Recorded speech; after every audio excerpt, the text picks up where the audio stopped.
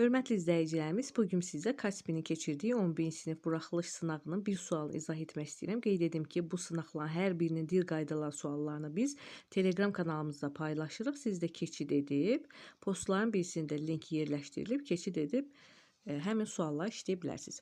Hansı cümlədə altına xətt çəkilmiş xüsusi isim ümumi isim kimi işlənə bilməz?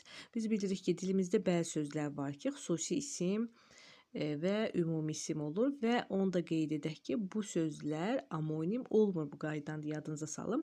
Hansı cümlədə sualı oxuduq? A bəndi. Kamal Talıbzadəyə əməkdar elm xadimi fəxri adı verilmişdi. Burada Kamal sözüdür. Kamal sözünün mənası ağıl, yetkinlik, kamillik deməkdir.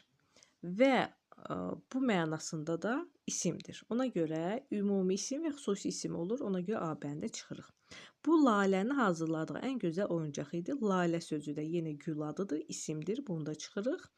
Vətən müharibəsi qəhrəmanı Vüsal məktəbdə şagirdlərlə görüşüb xatirələrini bölüşdü. Vüsal sözü də isimdir. Mənası görüş deməkdir.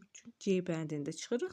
Sevda kənddəki qohumlarını qarşısında görəndə heyrətdən donub qaldı. Sevda sözü mənası da məhəbbət, eşq deməkdir. Bu da isimdir. D-ni də çıxırıq. Nizaminin əsərləri hələ də öz aktuallığını saxlamaqdadır. Cümləsində isə Nizami sözünün mənası nizamlı, nizam ilə düzülən deməkdir. Yəni nizamlı sözü isim yox, sifətdir. Ona görə də cavabımız oldu Y bəndi.